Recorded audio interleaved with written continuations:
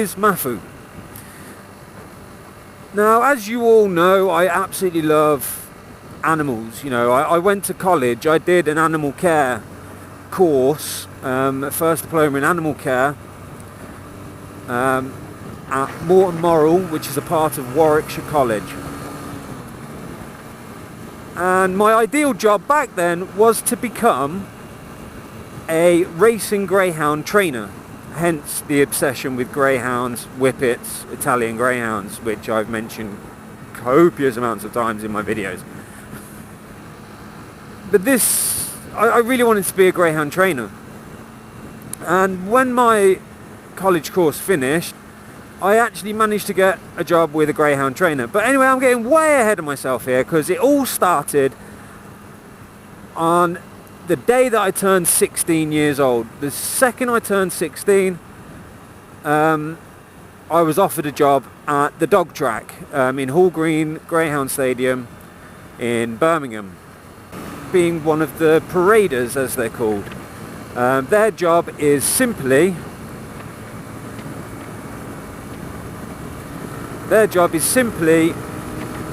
get the dogs in the kennel, get the dogs from the kennels, from the designated trainer that you walk dogs for. You come out onto the track, you do a couple of laps in front of all the punters. They can see, you know, one by one you go, oh, this is such and such, and blah blah blah blah blah. And in trap 2 there's this dog, and trap 3 is this dog, blah blah blah blah. Just go around in circles a couple of times so all the punters can see the dogs moving and before they make their bets.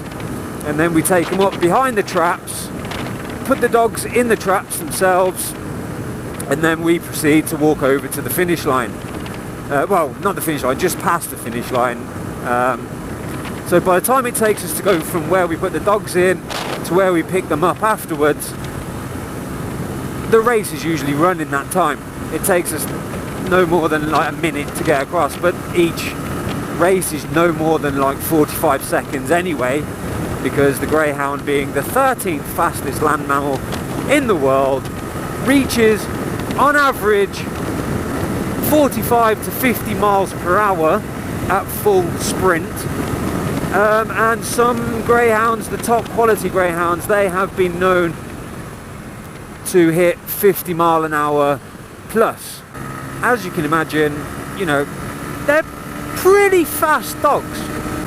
With dog racing, as some of you may or may not know, they have accidents. You know, the dogs fall over, and usually, depending on how bad the dog is when it falls, depends on whether they can be fixed up by a vet or if they have to be put down, which is horrible.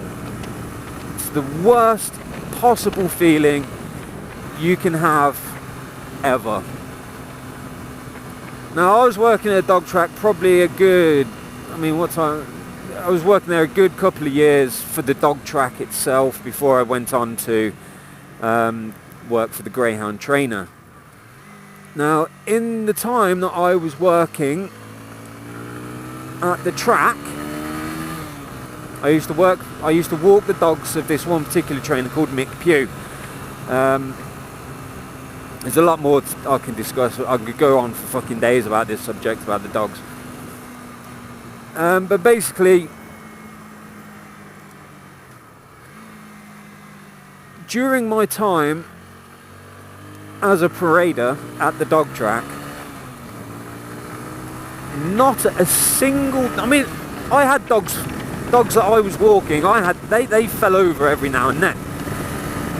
But I did not have a single dog that fell that had to be put down. The injuries weren't that severe when my dogs fell. And you know, I was quite proud of this fact. I was quite happy. And then the one time, the only, in my entire greyhound career, it only ever happened to me once. And I will never ever forget it for as long as I live. This was after I've already started working for the greyhound trainer, so, you know, I've got a pretty good relationship with pretty much all of the dogs in the kennels. They all know me, I know all of them by name. You know, about good 60 odd dogs I knew by name, each and every single one of them. There's this one dog, his racing name was Monmaho Fly. He wasn't a small dog, let's put it that way. I mean, he weighed, I think, it was about 34 kilos, which for a dog it's a big dog. And it was 34 kilos of pure muscle. That was because he had a couple of accidents with his tail in his earlier life, and he had a very stumpy tail. Nevertheless, Monmaho Fly was due to retire probably within the next month, maybe 2, 3 at a push. You know, he was due to retire. He was getting on a bit. Well, I say he was getting on a bit. He was only 4 years old. That's just how... Hello, cows. That's just how short their life, you know, their racing lifespan is. You know, they start racing from the age of about 18 months until they're about 4 years old, and then they have to be rehomed. So, you know, he was getting on a bit. He was about 4 years old, coming towards the end of his racing career. And even though I was working at the kennels, I could have had a parader walk the dogs for me, you know, and I could have gone and done other things. But being as I used to be a parader before, nobody was walking these dogs apart from me. You know, I don't care what anyone says. The only time somebody walks one of my dogs is if I have 2 in the race. So, you know, no one's walking my dogs. They're my dogs. I will take care of them. We went out on the normal, you know, just a normal everyday race. Took him out, paraded him like you normally do, put him in the traps, walked over to the finish. And Fly ran an amazing race. I mean, he led from the start, and I think he didn't finish too well. You know, he ran an amazing race, but I think he came in 2nd or 3rd, I think it was. Oh, I might have to use the horn here.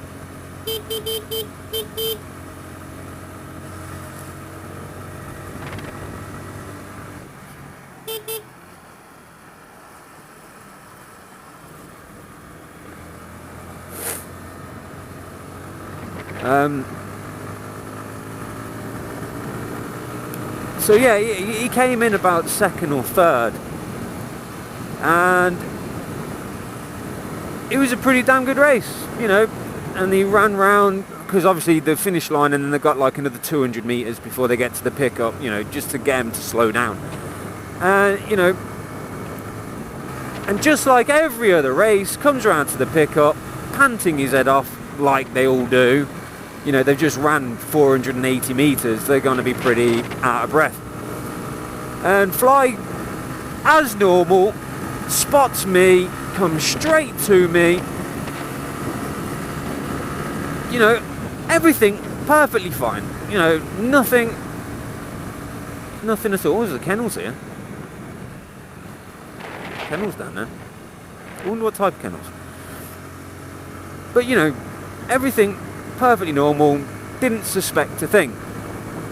Now I started putting his collar on for his lead, and if anyone knows anything about greyhounds, they tend to lean on you for no reason, just because they're really lazy dogs. And then I started putting his lead on, and he was leaning on me, and then he really started leaning on me, and I was like, alright Fly, stop, you know, you had a good race, you know. And then he was struggling to keep his head up. I was like, come on, let me put your lead on. Fly, stop playing around, let me put your lead. And then he just collapsed. I shit myself. At that point, I knew something was wrong. Now Fly, throughout his entire racing career, even before I started working at the kennels, he knew who I was. You know, we had a bond. You know, like most of the dogs in the kennels, they knew who I was, so they recognised me every time. And Fly was no different. He was just an exceptionally large dog. As soon as Fly collapsed, like I said, I was just like, shit, something is very wrong here. Something is very, very wrong indeed. So immediately I pick him up off the floor.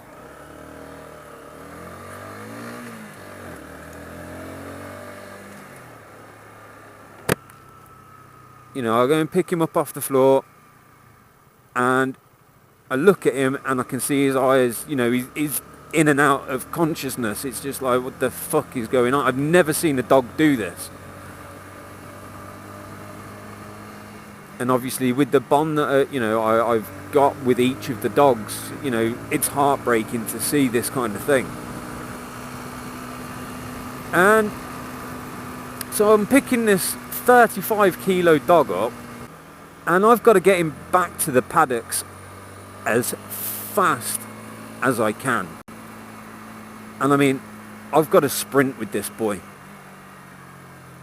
Now the paddocks are about 200 meters from where we pick the dogs up. See, now with a normal size greyhound, that 200 meters isn't a problem. You know, if like a normal 25 kilo dog, it's not a problem. We can do it easy.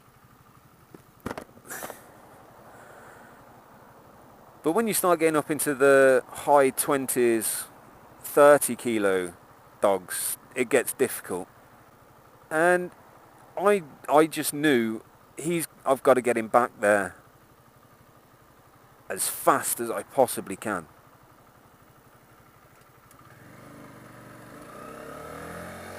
So I pick him up. Obviously the other paraders around, they know something's wrong. And they know how big of a dog he is. So, you know, there's a couple of people there saying, Matt, do you want some help? Do you want some help? And I'm like, no. And I just take off around the track, running on sand in boots.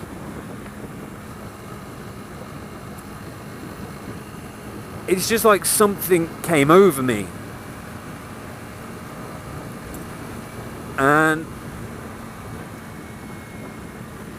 I've never sprinted so hard in my life. It's like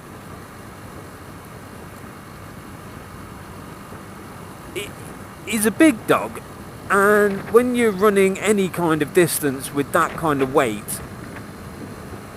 especially like as it's a dog itself, you know, he's just there, it's a dead weight.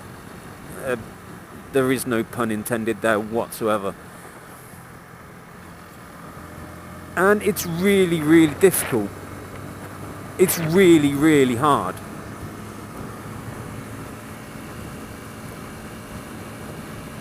And I just sprint right the way back with this dog in my arms. A dog did fall over in that race, and so no one actually saw me pick up. No one actually saw me with Fly at all. They saw somebody else carrying another dog back, but because he wasn't that injured, you know, they were just like walking back. I was sprinting. Just ran straight the way through. You know, I was yelling at the people, open the fucking gate. You know, I was screaming at them, open the gate, because I didn't want to have to stop. And it's just like I just charged straight through the paddocks and straight into the vet's room. And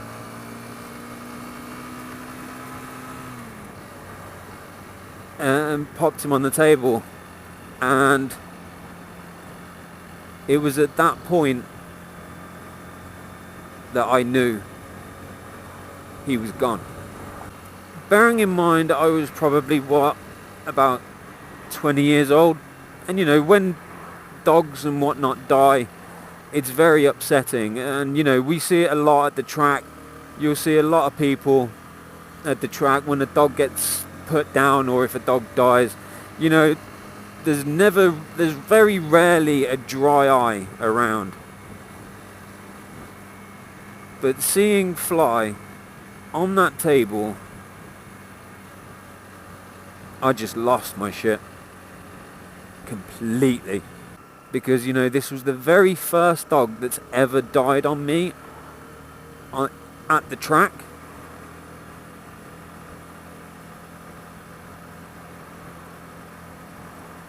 You know, like I said earlier, you know, we had injuries, we had dogs fall over, but I never had a fatality. This is the very first one. And I completely lost my shit.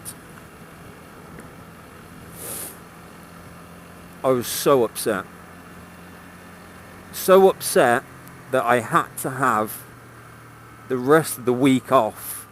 I mean, the greyhound trainer I was working for was a complete arsehole. He took over from Mick. You know, he was a complete arsehole. But he saw just how much this had affected me. And he let me have the rest of the week off, which was very nice of him. Unpaid, of course. So yeah, guys, I'm really sorry about the depressiveness of all of this. This video's turned out to be. But on the flip side of that, at the same time that Mick retired, I also had my very first dog to take care of. And that was old Billy. So thank you very much, guys, for watching. Please like, subscribe, pop a comment down below if you feel like it. And if you wouldn't mind sharing the videos with all of your friends, because there is more than enough math to go around. And I will catch you all next time. Take care.